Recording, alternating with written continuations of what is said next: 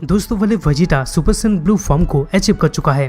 पर वेजिटा कैसे super Saiyan god form को अचीव किया था? स्वागत है आपका दोस्तों स्क्रीन पॉइंट पे।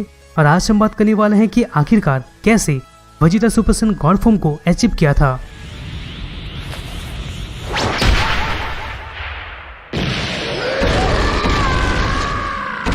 दोस्तों वीडियो स्टार्ट करने से पहले हम आपको बस इतना बताना चाहते हैं, अगर आप हमारे चैनल पे नए हैं तो दोस्तों सब्सक्राइब करें ताकि इससे रिलेटेड कोई वीडियो आप मिस न कर सके।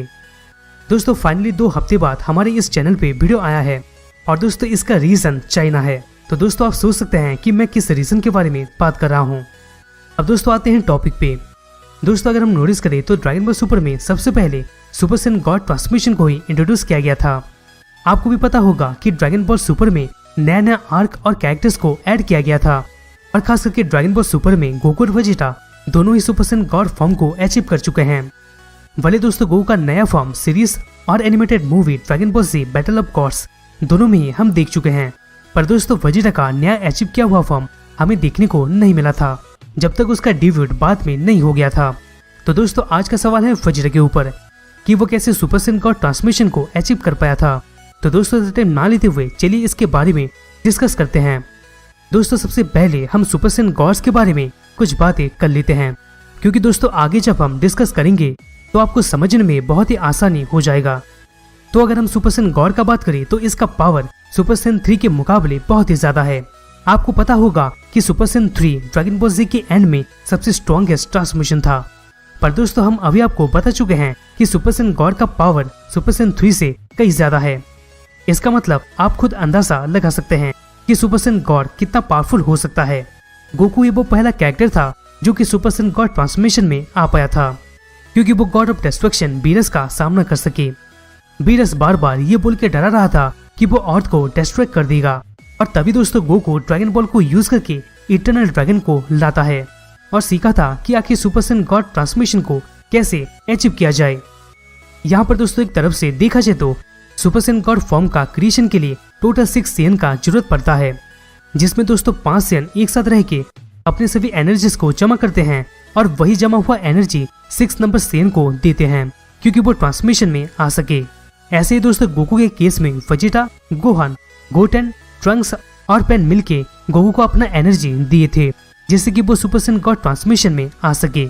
सुपर सैयन गॉड में स्ट्रेंथ और पावर में तो बूस्ट होता ही है, पर दोस्तों ये बढ़ने के बाद रुकता नहीं है, बल्कि दोस्तों ये और भी बढ़ते ही जाता है। अगर हम नोटिस करें तो ये फॉर्म बहुत ही ज्यादा तेजी से अपनी एनर्जी को कंज्यूम करता है, और दोस्तों इसकी वजह से ये फॉर्म का यूजर ये फॉर्म को सिर्फ कम टाइम के लिए यूज कर सकता है।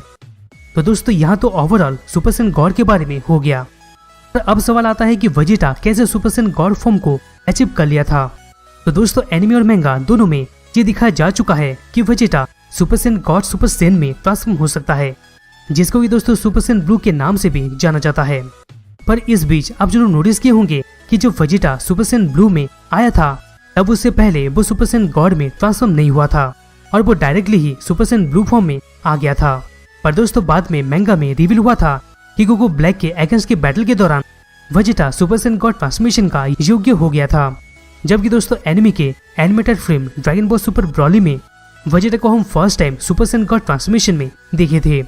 अगर हम ड्रैगन बॉल सुपर ब्रॉली में नोटिस करें, ये मूवी की प्रमोशनल चीज से ये रिवील हुआ था कि वेजिटा ये फॉर्म तब सीखा था जब वो बीरस और इसके मास्टर टीचर वो इसके अंडर में उनके ही वर्ल्ड में सुपर सैयन ब्लू के लिए ट्रेन हो रहा था।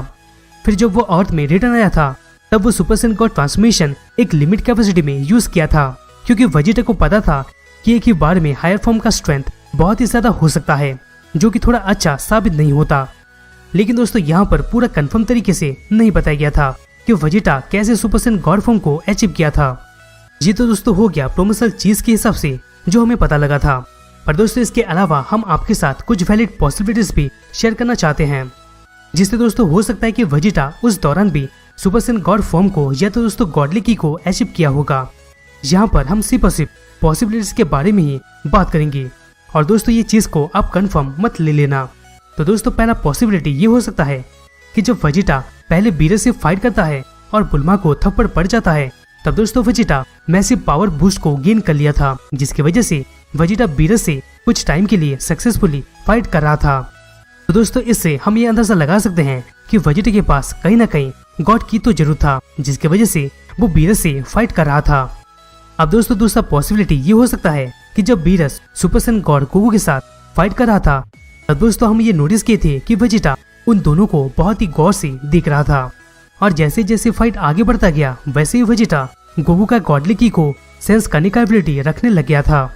एक तरह से देखा जाए तो वेजिटा गोकू के साथ बहुत बार फाइट करते हुए और ट्रेनिंग करते हुए टाइम बिता चुका है, और वेजिटा लगभग गोकू के की बारे में और खुद के की के बारे में अच्छी तरीके से जानता भी है।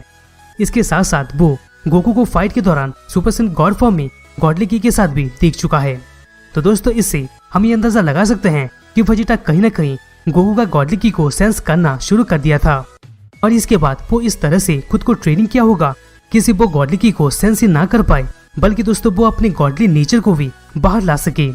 और शायद दोस्तों ये हुआ होगा कि इस दौरान वो ये फॉर्म को अचीव कर लिया हो। अब दोस्तों आखिर और तीसरा पॉसिबिलिटी ये हो सकता है कि जब वेजिटा और गोकू विज के साथ 6 महीने के लिए ट्रेनिंग में गए थे, तब वेजिटा गॉडली की को कहीं ना कहीं कंट्रोल किया होगा। उस ट्रेनिंग के दौरान वेजिटा इंग्लिश में ये बोला था कि I get it, if I control my key so it does not leak after having raised it, I can move, is this what they called god key. यहाँ पर दोस्तों वेजिटा का बोलने का मतलब ये था कि मैं समझ गया, अगर मैं अपने की को कंट्रोल करता हूँ तो ये बढ़ने पर भी लीक नहीं होगा और मैं मूव कर सकता हूँ। क्या यही गॉड की है? इसे दोस्तों हम ये अंदाजा लगा सकते हैं कि वेजिटा कहीं ना कहीं गॉडली की को जानने का और समझने का कोशिश कर रहा था। इसका मतलब दोस्तों ये हो सकता है कि वेजिटा दूसरे डायमेंशन में जाके गॉडली की को यूज करना सीखा होगा। दोस्तों आपके दिमाग में ये भी सवाल आ रहा होगा कि Vegeta super Saiyan god form को छोड़ के directly super Saiyan blue form में ट्रांसफॉर्म कैसे हो गया था। तो दोस्तों इसके जवाब के लिए हम पॉसिबिलिटीज का ही सहारा लेके आपको बताएंगे। जैसे कि दोस्तों पहले सवाल के लिए हम 3 पॉसिबिलिटीज आपको बताए थे, तो दोस्तों आपको हम इसका पॉसिबिलिटीज भी बताते हैं। अगर वेजिटा दूसरे डायमेंशन यानी वो इसके साथ ट्रेनिंग के दौरान गॉडली की को सीखा होगा, तो इसका मतलब ये भी है कि वो जरूर गॉडली की को उस ट्रेनिंग के दौरान अच्छी तरीके से कंट्रोल करना सीखा होगा। तो दोस्तों ऐसा हो सकता है कि वेजिटा डायरेक्ट गॉड की को यूज किया होगा, जो कि दोस्तों वो ट्रेनिंग के दौरान सीखा होगा, और वही कंट्रोल गॉड की को अपने सुपर सैयन फॉर्म के साथ कंबाइन कर दिया होगा, जिससे कि दोस्तों वो directly super Saiyan blue form में आ गया था। लास्ट दोस्तों ये सभी तो जस्ट एक पॉसिबिलिटीज था। आपको क्या लगता है कौन सा पॉसिबिलिटी राइट है, और आपके एंगल से क्या लगता है कि वेजिटा कैसे सुपर सैयन गॉड फॉर्म को अचीव किया होगा? कमेंट बॉक्स पे जरूर कमेंट कीजिएगा। तो दोस्तों यही था कि आखिरकार वेजिटा कैसे सुपर सैयन गॉड फॉर्म को अचीव किया होगा। दोस्तों अगर ये वीडियो अच्छा लगा तो ये वीडियो को लाइक करना मत भूलेगा, जिससे हमें मोटिवेशन मिलता रहेगा और हम अब तक ऐसे ही ऑसम कंटेंट पहुंचाते रहेंगे। तो दोस्तों हम आपसे वापस मिलते हैं किसी दूसरे नए वीडियोस में।